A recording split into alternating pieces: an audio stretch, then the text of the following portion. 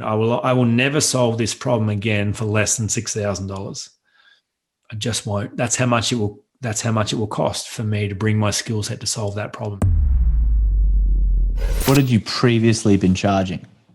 Well, $495 was the first iteration, and I'd bumped it up to $1,000. Oh, yeah. $1,000 was the most I charged before that. Got it. So that's a 6x increase.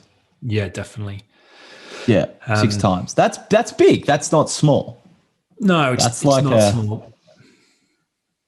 Yeah, so it was right. Who's my target? Yep. Who could I work with best? How could I understand their problem and what this is worth to them? All right, be very clear about just speaking to them. Then to help value stack. So that, like, these sales conversations I was having with people, once I identified they were my people, they were random, they were weird, they were freestyling. I'd lose sales by over talking. So just the idea of it's my job to educate them on value. That's my job, and to do that in a predictable way and to help them see the return on investment. That's not their job. And money's the reward you get for accurately understanding your value in the world. So then I got predictable about my slide deck, and it was an extraordinary experience then going, okay, here's the right person. Now I'm going to talk to them in the right way. Watch what happens next. And it was such an easy conversation. It blew my mind how easy that was. Do you remember the first time you used that like draft deck that you put together on someone and pitched $6,000? Yeah, absolutely I do. Talk us through that. I do. Well, I was like watching myself having this conversation going, you're going to stuff this up. Hang on a minute. You can't say that. I'm just like, I'm going to trust the process. And there was this. First of all, how'd you get them? How'd you get them? So here's the perfect audience in your new target market, right? Like perfect person, they fit that. So how did you come across them? Was that from marketing or referral? Like you'd set this intention, like I'm working with high achievers now. Great. So that was, I got on some podcasts. So I had some clear stuff around the insecurity stuff. I'd been putting that on my radio spot for ages. And then I had an opportunity to go on the Property Couch podcast through a random connection. And that was actually my truck driver mate who listens to podcasts all the time told me I had to reach out to the Property Couch. And I didn't see it, but I followed his lead and did that, and lo and behold, they'd heard me on radio and were very interested in my message and had me on their show.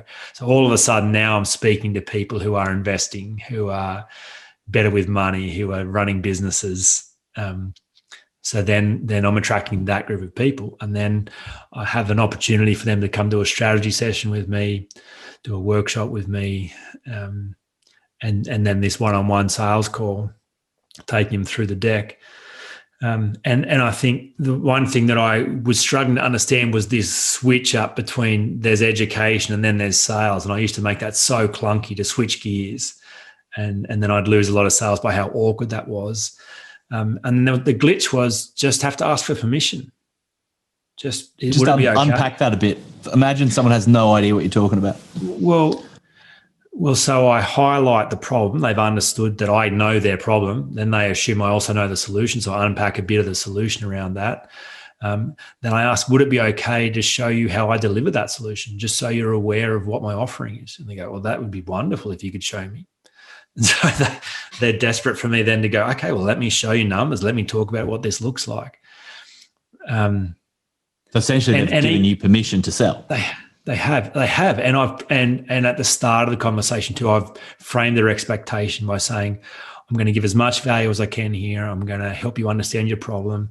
At the end, I'm going to show you how I deliver this. Would that be okay as well? So I ask for permission right at the start, and then I make sure I've got permission at the end, and then it's very seamless. And they're super excited. That's really you calling the elephant in the room as well, which is what you said you were always going to do from the start, because people are sitting in there going, where's the other shoe going to drop? Like, what's this guy's agenda? What's he up to? We don't trust salespeople. So the moment you frame that agenda, like, I'm not trying to pull the wool out of your eyes. I'm going to present you some value and then talk about how we might be able to work together. You cool with that? And everyone's like, yeah, of course. Like, that was the expectation. But now it's been named. Yep. It's like a pressure cooker draining all the awkwardness out of the room. Absolutely. Yeah. And then I value stack. I say, let me just show you what I'm delivering, and I'll just help you understand the value that this represents. Now I'm also going to help you understand the return on investment. I'm going to help you see what it's costing you already not to solve this problem, and help you put a figure on what it's worth to you to actually solve this. So then it just was so easy. They're like, this makes a lot of sense. I'm already going to spend this money anyway if I don't solve this problem. So I may as well spend it on a solution rather than waste it on a problem.